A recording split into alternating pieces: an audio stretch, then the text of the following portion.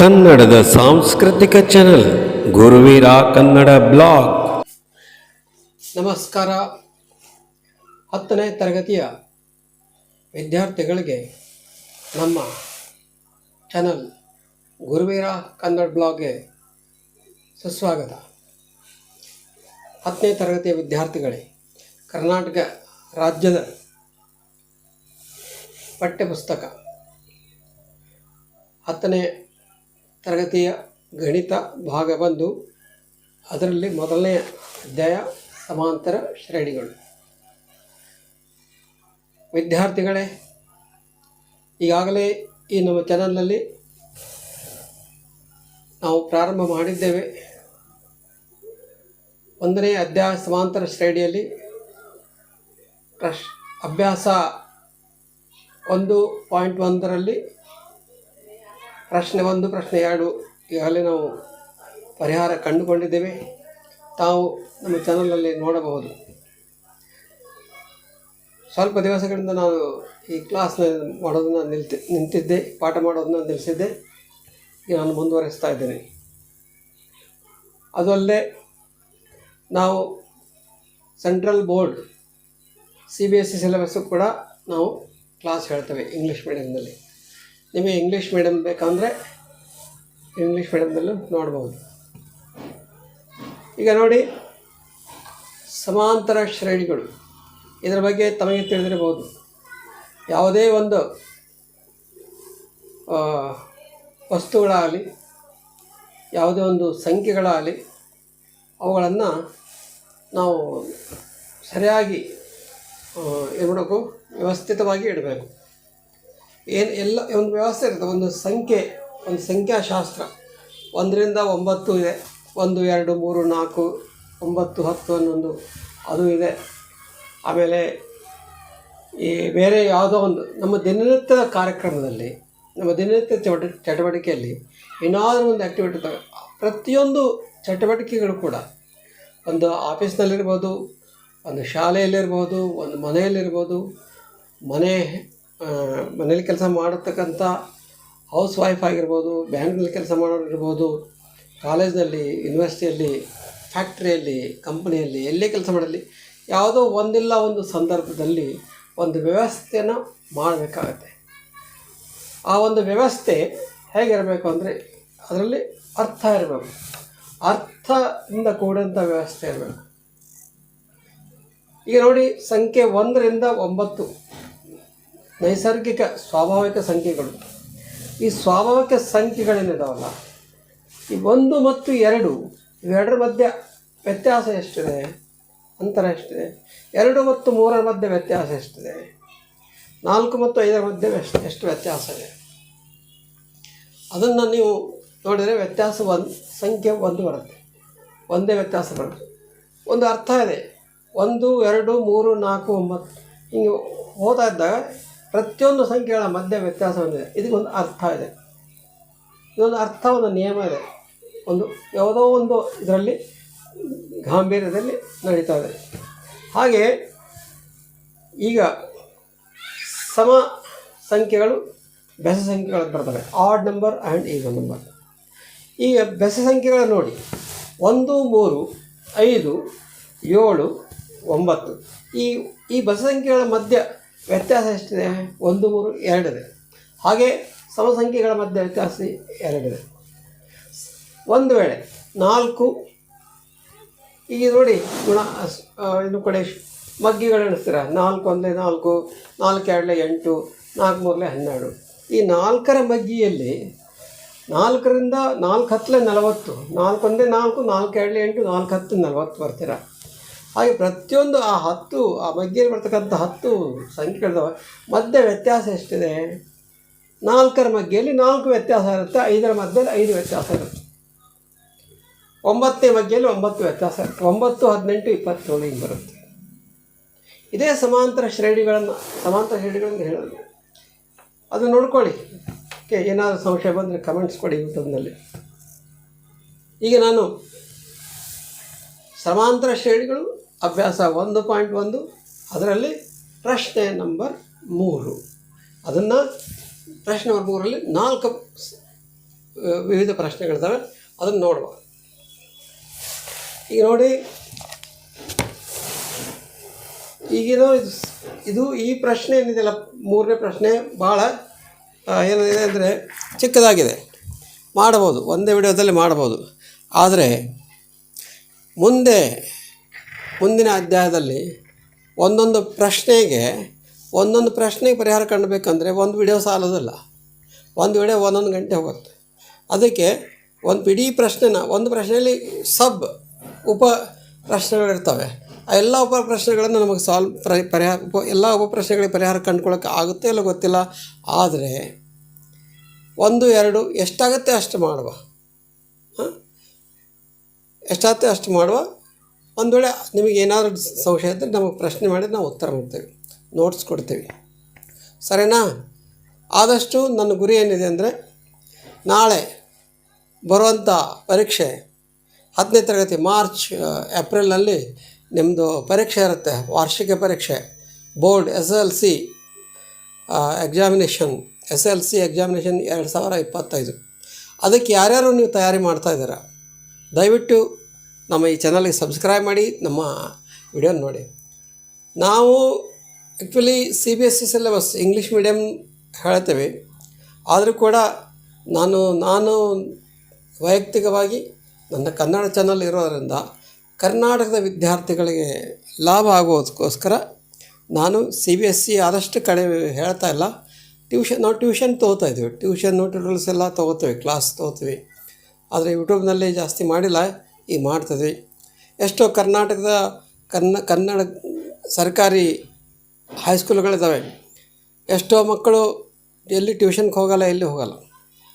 ಹೀಗಾಗಿ ಅಂಥ ವಿದ್ಯಾರ್ಥಿಗಳಿಗೆ, ಎಲ್ಲ ವಿದ್ಯಾರ್ಥಿಗಳು SSLC ಬೋರ್ಡ್ಗೋಸ್ಕರ ಕೋಚಿಂಗ್ ಹೋಗು, ಟ್ರೈನಿಂಗ್ ಹೋಗು, ಅಲ್ಲಿ ಹೋಗು, ಇಲ್ಲಿ ಹೋಗು, ಇಷ್ಟು ದುಡ್ಡು ಖರ್ಚು ಮಾಡು, ಅಷ್ಟು ಖರ್ಚು ಮಾಡು, ಹಾಸ್ಟೆಲ್ನಲ್ಲಿರೋ ಪ್ರಿಪ್ರೇಷನ್ ಏನೆಲ್ಲ ಮಾಡ್ತಾರೆ.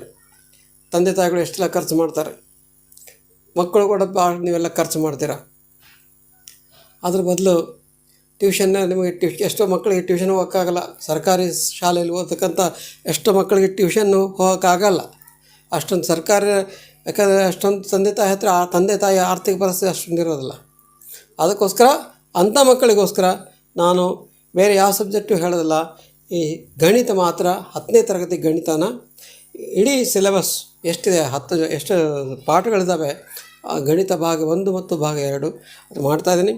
ಆ್ಯಕ್ಚುಲಿ ನಿಮಗೆ ಹೇಳಬೇಕಂದ್ರೆ ನನಗೆ 7ನೇ ತರಗತಿ, 8ನೇ ತರಗತಿ, 9ನೇ ತರಗತಿ ಮಾಡಬೇಕಾಗಿತ್ತು, ಅದನ್ನೆಲ್ಲ ಬಿಡ್ತಾಯಿದ್ದೀನಿ. ನಾಳೆ ಮಾರ್ಚ್ 2025ರಲ್ಲಿ ಏನು SSLC ಎಕ್ಸಾಮಿನೇಷನ್ ಇದೆ, ತಾವುಗಳೇನೇ ಎದುರಿಸ್ತಾ ಇದ್ದೀರಾ, ಅದಕ್ಕೋಸ್ಕರ ನಾನು ಇದನ್ನು ತಯಾರಿ ಮಾಡಿಸ್ತಾನೆ. ಈಗ ನಾವು ನವಂಬರ್ನಲ್ಲಿದ್ದೇವೆ, ನವಂಬರ್ ಮುಗಿದು ಡಿಸೆಂಬರ್, ಜನವರಿ, ಫೆಬ್ರವರಿ 3 ತಿಂಗಳಿದೆ. 3 ತಿಂಗಳಲ್ಲಿ ಆದಷ್ಟು ನಾನು ಗಣಿತನ ಮುಗಿಸೋದಕ್ಕೆ ಪ್ರಯತ್ನ ಪಡ್ತೀನಿ.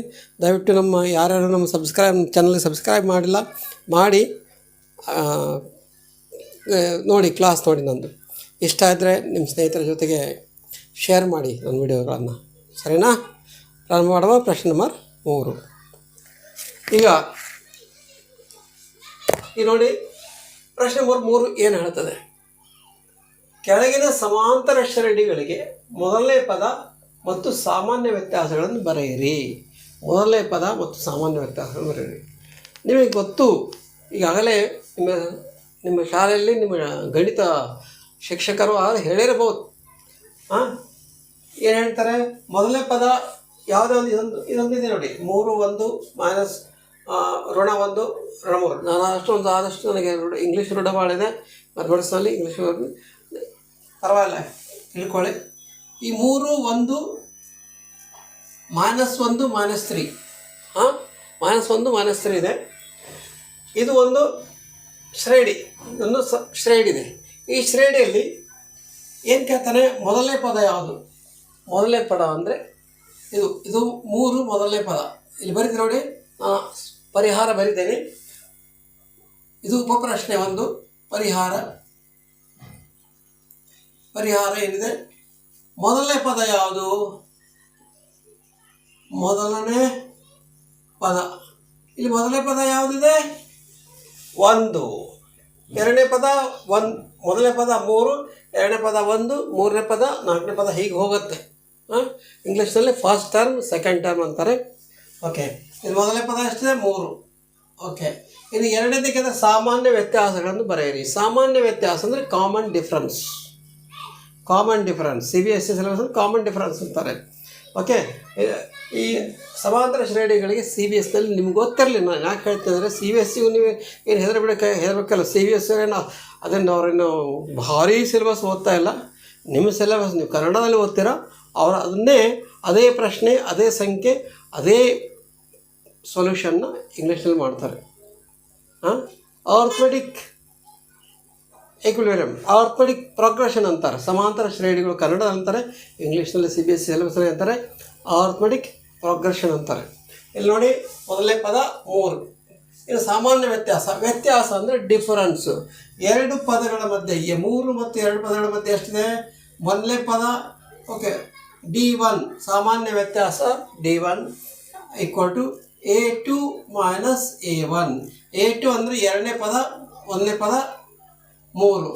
ಎರಡನೇ ಪದ ಎಷ್ಟಿದೆ? 1. ಎರಡನೇ ಪದ ಎಷ್ಟಿದೆ? 1 ಇದೆ. ಒಂದನೇ ಪದ ಎಷ್ಟಿದೆ? 3 ಇದೆ. ಎಷ್ಟಾಯಿತು? -1 - 3 - 2. ಇಲ್ಲಿ 3 ಮತ್ತು 1ರ ಮಧ್ಯೆ ಸಾಮಾನ್ಯ ವ್ಯತ್ಯಾಸ ಎಷ್ಟಿದೆ? 2. ಇಷ್ಟಕ್ಕೆ ನಮಗೆ ಸಮಾಧಾನ ಆಗೋದಿಲ್ಲ. ಇನ್ನೊಂದು ನೋಡುವ. D2 ಅಂದರೆ ಸಮಾಂತರ ವ್ಯತ್ಯಾಸ 2. A3 - A2. A3 ಎಷ್ಟಿದೆ? -1 ಇದೆ. A2 ಎಷ್ಟಿದೆ? -1 ಇದೆ. ಟೋಟಲ್ ಎಷ್ಟಾಯ್ತು? -1 - 1 -2 ಆಯಿತು. ಸರಿನಾ? ಓಕೆನಾ? ಸರಿನಾ? ಓಕೆ, ನಿಮಗೆ ಬ್ರ್ಯಾಕೆಟ್ ಹಾಕ್ತೀನಿ, ನಿಮ್ಗೆ ಗೊತ್ತಾಗಲಿ, ಕಂಸ ಅಂತಾರೆ. ಇನ್ನು D3 ಎಷ್ಟಾದ್ರು ನೋಡ್ಬೋದು. ಯೂಸಲಿ ನೋಡಿ ಒಂದನೇ ಪದ ನೋಡಿದ್ರೆ ಗೊತ್ತಾಗುತ್ತೆ. ಅದನ್ನು ಕೂಡ ಜಾಸ್ತಿ ನೋಡೋದ್ರಿಂದ ಸ್ವಲ್ಪ ಆತ್ಮವಿಶ್ವಾಸ ಬರುತ್ತೆ. D3 ಏನಿದೆ? A4 - A3. ನಾಲ್ಕನೇ ಪದದಲ್ಲಿ ಮೂರನೇ ಪದವನ್ನು ಮೈನಸ್ ಮಾಡಬೇಕು. ನಾಲ್ಕನೇ ಪದ ಎಷ್ಟಿದೆ? -3 ಇದೆ. ಅದರಲ್ಲಿ ಮೂರನೇ ಪದ ಎಷ್ಟಿದೆ? -1. ಕಂಸ ಹಾಕ್ತೀನಿ, ಬ್ರ್ಯಾಕೆಟ್ ಹಾಕ್ತೀನಿ ನೋಡಿ. ಓಕೆ, -3 - -1. ಇಲ್ಲಿ ನೋಡಿ, -3 ಆ ಕಂಸವನ್ನು ತೆಗೆದಾಗ ಪ್ಲಸ್ ಆಗುತ್ತೆ. ಗೊತ್ತಾ? ಈ ಬ್ರ್ಯಾಕೆಟ್ ಕಂಸ ಅಂತಾರೆ, ಇಂಗ್ಲೀಷ್ ಬ್ರ್ಯಾಕೆಟ್ ಅಂತಾರೆ, ಕಂಸ ಅಂತಾರೆ. ಕಂಸ ತೆಗೆದಾಗ +1 ಆಯ್ತು. ಮೈನಸ್ ಪ್ಲಸ್ ಆಗುತ್ತೆ. -3 + 1 ಎಷ್ಟಾಯಿತು? -2. ಸಾಕು. ಈಗ 3 D1 D2 D3 ಸಾಮಾನ್ಯ ವ್ಯತ್ಯಾಸ D1, ಸಾಮಾನ್ಯ ವ್ಯತ್ಯಾಸ D2, ಸಾಮಾನ್ಯ 3 ಏನಾಯಿತು? ಎಲ್ಲನೂ ಉತ್ತರ ಎಷ್ಟು ಬಂತು? -2 ಬಂತು. ಹೀಗಾಗಿ ಸಾಮಾನ್ಯ ವ್ಯತ್ಯಾಸ ಎಷ್ಟು ಈ ಶ್ರೇಣಿಯಲ್ಲಿ? ಸಾಮಾನ್ಯ ವ್ಯತ್ಯಾಸ ಇಲ್ಲಿ ಬರ್ತೀವಿ ನೋಡಿ. ಸಾಮಾನ್ಯ ವ್ಯತ್ಯಾಸ ಎಷ್ಟಿದೆ? -2. ಇಲ್ಲಿ ಸೊಲ್ಯೂಷನ್ ಏನು, ಪರಿಹಾರ ಏನು? ಅವರು ಕೇಳಿದ ಮೊದಲನೇ ಪದ 3 ಇದೆ. ಈ ಶ್ರೇಣಿಯಲ್ಲಿ ಈ ಉಪಪ್ರಶ್ನೆ, ಒಂದನೇ ಪ್ರಶ್ನೆ ಉಪಪ್ರಶ್ನೆಯಲ್ಲಿ ಮೊದಲನೇ ಪದ 3 ಇದೆ, ಸಾಮಾನ್ಯ ವ್ಯತ್ಯಾಸ 2 ಇದೆ. ಹಾಗೆ ನಾವು ಪ್ರಶ್ನೆ ನಂಬರ್, ನನಗನ್ನಿಸುತ್ತೆ ನಿಮಗೆ ಅರ್ಥ ಆಗಿದೆ ಅಂತ ಅನಿಸುತ್ತೆ. ನಾನು ಹೇಳ್ತೀನಿ ವಿದ್ಯಾರ್ಥಿಗಳೇ, 10ನೇ ತರಗತಿ ವಿದ್ಯಾರ್ಥಿಗಳೇ, ಈ ವಿಡಿಯೋ ನೋಡುವಾಗ ಸುಮ್ಮನೆ ಸಿನಿಮಾ ಥರ ಅಥವಾ ಯಾವುದೋ ಮನೋರಂಜನೆಗೋಸ್ಕರ ನೋಡಬೇಡಿ. ಕೈಯಲ್ಲಿ pen, notebook, rough notebook, pen ಹಿಡ್ಕೊಳ್ಳಿ. ನಿಮ್ಮದು ಇದೇನು ಪುಸ್ತಕ ಇದೆಯಲ್ಲ, ಇದು ಈ ಗಣಿತ ಭಾಗ 1 ಇದೆಯಲ್ಲ, ಇದೊಂದು ಇಟ್ಕೊಳ್ಳಿ. ಇದರಲ್ಲಿ ಯಾವ ಪೇಜ್ ನಂಬರ್ ಎಷ್ಟಿದೆ? ಪೇಜ್ ನಂಬರ್ ಇದೆಲ್ಲ ನೋಡ್ಕೊಳ್ಳಿ. 8, ಪೇಜ್ ನಂಬರ್ 8 ಇದೆ. ಆಮೇಲೆ ಪರಿಹಾರ ಇವೆಲ್ಲ ನೋಡ್ಕೊಂಡು ಇಟ್ಕೊಂಡ್ರೆ ನಿಮ್ಗೆ ಅರ್ಥ ಆಗುತ್ತೆ. ಓಕೆ, ಅರ್ಥ ಆಗಿದ್ರೆ ವಿಡಿಯೋನ ಪಾಸ್ ಮಾಡಿ ನಿಲ್ಲಿಸಿ ಬರ್ಕೊಳ್ಳಿ. ಸರಿನಾ? ನಾವು ಹೋಗೋಣ. ಪ್ರಶ್ನೆ ನಂಬರ್ 2. ಪ್ರಶ್ನೆ ನಂಬರ್ 2ರಲ್ಲಿ ಶ್ರೇಣಿ ಎಷ್ಟಿದೆ? ಶ್ರೇಣಿ ಸಂಖ್ಯೆಗಳು ಯಾವುದಾವೆ? -5, -1, 3, 7. ಇದೊಂದು ಶ್ರೇಣಿ, ವ್ಯವಸ್ಥಿತವಾದಂಥ ಶ್ರೇಣಿ. ಇದರಲ್ಲಿ ಮೊದಲನೇ ಪದ ಏನಿದೆ? ಇದರಲ್ಲಿ ಮೊದಲನೇ ಪದ ಏನಿದೆ? -5. ಸಮಾಂತರ ವ್ಯತ್ಯಾಸ D1, ಸಮಾಂತರ ವ್ಯತ್ಯಾಸ D1 ಅಂದರೆ A2. ನೀವು ಕನ್ಫ್ಯೂಸ್ ಆಗಬಾರ್ದು, ನಾನು ಇಲ್ಲಿ ಬರಿತೀನಿ ನೋಡಿ ವಿದ್ಯಾರ್ಥಿಗಳೇ. A1, A2, A3, A4. ಸರಿನಾ? D1 ಅಂದರೆ A2 - A1. ಎರಡರಲ್ಲಿ ಪದ 1ಅನ್ನು ಮೈನಸ್ ಮಾಡಬೇಕು. ಪದ 2 ಎಷ್ಟಿದೆ? -1 ಇದೆ. ಇದರಲ್ಲಿ -5 ತೆಗಿಬೇಕು. ಎಷ್ಟಾಯಿತು? -1. ಈ ಕಂಸವನ್ನು ತೆಗೆದಾಗ ಹೊರಗೇನಾಗುತ್ತೆ? ಪ್ಲಸ್ ಆಗುತ್ತೆ ವಿದ್ಯಾರ್ಥಿಗಳಿಗೆ, +5 ಆಗುತ್ತೆ. ಆವಾಗ -1 + 5 ಋಣ 1 ಅಧಿಕ 5 ಅಧಿಕ 5ರಲ್ಲಿ ಋಣ 1 ತೆಗೆದಾಗ ಇರುತ್ತೆ +4 ಅಂದರೆ 4 ಸಾಮಾನ್ಯ ವ್ಯತ್ಯಾಸ 4 ಆಗ್ತದೆ. ಇಷ್ಟಕ್ಕೆ ಬಿಡೋಣವಾ? ಇಷ್ಟಕ್ಕೆ ಸಮಾನ ಆದರೆ ಓಕೆ, ನಿಮಗೆ ಆತ್ಮವಿಶ್ವಾಸ ಬಂದರೆ ಓಕೆ ಸರಿ, ಇದು 1 ಸಾಕು, D1 ಸಾಕು, ಉಳಿದೆಲ್ಲ ಇರ್ಬೋದು, ಬಿಟ್ಟರು ಬಿಡಬಹುದು ನಿಮಗೆ ವಿಶ್ವಾಸ ಇದ್ದರೆ. ಇಲ್ಲ ವಿಶ್ವಾಸ ಇಲ್ಲಂದರೆ ನಾವು D2ಗೆ ಹೋಗಿ ಅಥವಾ ಡೈರೆಕ್ಟ್ D3 ಹೋಗಿಲ್ಲ ಸರಿ, D2 ಹೋಗುವ. D2 = A3 - A2. ಮೂರನೇ ಪದ ಎಷ್ಟಿದೆ? 3 ಇದೆ, ಮೈನಸ್ ಎರಡನೇ ಪದ ಇದೆ -1. ಇಲ್ಲಿ ನೋಡಿ 3, ಈ ಕಂಸದಿಂದ ಮೈನಸ್ ಹೊರಗೆ ತೆಗೆದಾಗ ಪ್ಲಸ್ ಆಗುತ್ತೆ ವಿದ್ಯಾರ್ಥಿಗಳೇ. 3 1 4 + 4 ಆಯಿತು. ಸರಿನಾ? 2 D1 D2ದಾಗ 4 ಬಂತು. ಈಗ ನೀವೇನು ಮಾಡಿ ಗೊತ್ತಾ, D3 ಇಲ್ಲಿ ಪೆನ್ ಪೇಪರ್ ಬರೆಯೋಕ್ಕೆ ಮುಂಚೆ ಸಪೋಸ್ ನಿಮ್ಮ ಮೈಂಡ್ ಶಾರ್ಪ್ ಇದ್ದರೆ, ನಿಮಗೆ ಒಂದು ವೇಳೆ ಭಾರಿ ನಿಮ್ಮಲ್ಲಿ ಗ್ರಾಸ್ಪಿಂಗ್ ಗ್ರಹಣ ಶಕ್ತಿ ಭಾಳ ಇದ್ದರೆ ಇಲ್ಲಿ ನೋಡಿ ನಿಮ್ಮ ಮನಸ್ಸಲ್ಲಿ ಮಾಡ್ಕೊಳ್ಳಿ. D3 A4 - A3 7 - 3 4. ಹಾಂ ಓಕೆ, ಇಲ್ಲಿ ಮಾಡೋಕ್ಕಿಂತ ಮುಂಚೆನೇ ಇಲ್ಲೇ ಮಾಡ್ಬೋದು. 7 - 3 4 3 - 1 ಇಲ್ಲಿ ನೀವು ಮನಸ್ಸಲ್ಲಿ ಮಾಡ್ಬೋದು ನೀವು. ಸರಿನಾ? 4 ಇದೆ. ಸರಿ, ನಾವು ಹೋಗೋದಿಲ್ಲ ಈಗ, ಸಾಕು. ಸಾಮಾನ್ಯ ವ್ಯತ್ಯಾಸ ಈ ಶ್ರೇಣಿಯಲ್ಲಿ ಸಾಮಾನ್ಯ ವ್ಯತ್ಯಾಸ ಎಷ್ಟು ಬಂತು? ಸಾಮಾನ್ಯ ವ್ಯತ್ಯಾಸ 4. ಸರಿನಾ? ನನ್ನ ಅಕ್ಷರಗಳು ಸರಿ ಇಲ್ಲ, ಕನ್ನಡ ಸರಿ ಇಲ್ಲ, ಬರೀಬೋದು. ಸಾವಧಾನವಾಗಿ ಬರೆದ್ರೆ ಕನ್ನಡ ಚೆಂದ ಆಗ್ತವೆ. ಬೇಗ ಬೇಗ ವಿಡಿಯೋ ಮುಗಿಸ್ಬೇಕಂತ. ಸರಿನಾ ವಿದ್ಯಾರ್ಥಿಗಳೇ? ಈಗ ನಾವು 3ನೇ ಪ್ರಶ್ನೆಗೆ ಹೋಗುವ. 3ನೇ ಪ್ರಶ್ನೆಯಲ್ಲಿ ನೋಡಿ, ಇದು ವಿಚಿತ್ರವಾಗಿದೆ. ಹೆಂಗೆ ವಿಚಿತ್ರ ಆಗಿದೆ ನೋಡಿ. ಎಲ್ಲನೂ ಈ ಶ್ರೇಣಿಯಲ್ಲಿ ಎಲ್ಲ ಪದಗಳು A1 A2 A3 A4 ಎಲ್ಲ ಪದಗಳು ಏನಾಗಿದ್ರೆ 1/2 1/2 1/2 1/2 ಹಾಫ್ ಅರ್ಧ ಆಗಿದ್ದಾವೆ. ಇದರಲ್ಲಿ ಮೊದಲನೇ ವ್ಯತ್ಯಾಸ, ಮೊದಲನೇ ಪದ ಓಕೆ, ಮೊದಲನೇ ಪದ ನಾನು 1/2 ಮಾಡಿದೆ. ಸರಿನಾ? ಮೊದಲನೇ ಪದ 1/2 ಆಯಿತು. ಇನ್ನು ಸಾಮಾನ್ಯ ವ್ಯತ್ಯಾಸ ಮನಸ್ಸಿನಲ್ಲಿ ಮಾಡಿ ಹೆಂಗೆ ಮಾಡ್ಬೋದು? A2 - A1 1 - 2 - 1/2 ಎಷ್ಟಾಯ್ತು ನೋಡುವ. ಒಂದು ಸಲ ಮನಸ್ಸಲ್ಲಿ ಮಾಡೋದು ಸಹ, ಮನಸ್ಸಲ್ಲಿ ಮಾಡಬೇಕಾದ್ರೆ ಟೈಮ್ ಉಳಿಸಲಾಗಿ ನಾವು ಮನಸ್ಸಲ್ಲಿ ಮಾಡೋಕ್ಕೆ ಹೋದರೂ ಕೂಡ ಅಪಾಯ ಇದೆ. ಅದಕ್ಕೆ ಅಪಾಯ ಎದುರಿಸೋದು ಬೇಡ, ಮಾಡಿ ನೋಡುವ. D1 A2 - A1. A2 ಎಷ್ಟಿದೆ? 1/2 ಇದೆ, ಮೈನಸ್ ಇದು ಎಷ್ಟಿದೆ? A1 1/2 ಇದೆ. ಇಲ್ಲಿ ನೋಡಿ 1/2 1/2 1/2ನಲ್ಲಿ 1/2 ಮೈನಸ್. ಇಲ್ಲಿ ಲಸ ಎಷ್ಟಾಯಿತು? LCM ಎಷ್ಟಾಯಿತು? 2 ಆಯಿತು. ಎರಡದಾಗ ಇಲ್ಲಿ ಒಂದಾಯ್ತು, ಇಲ್ಲಿ ಒಂದಾಯ್ತು. 1 - 1 0 ಆಯಿತು. ಲಸ 2 ಆಯಿತು. ಇಲ್ಲಿ 1 ಮೇಲೆ ಬಂದು 1 - 1 0 ಆಯಿತು. 0/0 ಎಷ್ಟಾಯಿತು? ಪೂಜಿ ಶೂನ್ಯವನ್ನು ಭಾಗಿಸೋದಕ್ಕೆ ಆಗುತ್ತಾ? ಶೂನ್ಯವನ್ನು ಭಾಗಿಸೋಕ್ಕಾಗುತ್ತಾ? ಈ 4 ಇದೆ, 4ಅನ್ನು 2ರಿಂದ ಭಾಗಿಸಬಹುದು. 100 ಅಂದರೆ ಅದನ್ನು 50ರಿಂದ ಭಾಗಿಸ್ಬೋದು, 5ರಿಂದ ಭಾಗಿಸ್ಬೋದು. 10ಅನ್ನು 2ರಿಂದ ಭಾಗಿಸ್ಬೋದು. ಹಾಗೆ ಶೂನ್ಯವನ್ನು ಭಾಗಿಸೋದಕ್ಕೆ ಆಗುತ್ತಾ? ಯಾರಾದರೂ ಗಣಿತ ಶಾಸ್ತ್ರಜ್ಞರು ಮಾಡಿದಾರಾ? ಶೂನ್ಯ ಭಾಗಾಕಾರ ಯಾವುದೇ ಒಂದು ಸಂಖ್ಯೆ ಇಟ್ಟರೆ ಬರುವಂಥ ಉತ್ತರ ಶೂನ್ಯವಾಗಿರುತ್ತೆ. ಸರಿದಾ? ಸರಿ, ಈಗ ನಾವು ಜಾಸ್ತಿ ತಲೆ ಕೆಡಿಸಬೇಡ. ಎಷ್ಟೇ D1 D2 D3 ಏನೇ ಹೋದರೂ ಕೂಡ ಶೂನ್ಯ ಬರುತ್ತೆ. ಅದಕ್ಕೆ ಸಮಾಂತರ ವ್ಯತ್ಯಾಸ ಎಷ್ಟಿರುತ್ತಂದರೆ ಶೂನ್ಯ ಇರುತ್ತೆ. ಅರ್ಥ ಆಯ್ತಾ ವಿದ್ಯಾರ್ಥಿಗಳೇ? 10ನೇ ತರಗತಿ ವಿದ್ಯಾರ್ಥಿಗಳೇ, ನಿಮ್ಗೆ ಅರ್ಥ ಆಯ್ತಾ? ಸರಿನಾ? ಈಗ ನಾವು ಪ್ರಶ್ನೆ 4ಕ್ಕೆ ಹೋಗಿ ನೋಡಿ. ಇದು ಒಂದು ವಿಚಿತ್ರವಾಗಿದೆ. ಇಲ್ಲಿ ಮೊದಲನೇ ಪದ 0.6 ದಶಾಂಶ ಬರುತ್ತೆ. 1.7 2.8 0 0.6 1.7 ಹೀಗೆಲ್ಲ ದಶಾಂಶ ಬರುತ್ತೆ. ಓಕೆನಾ?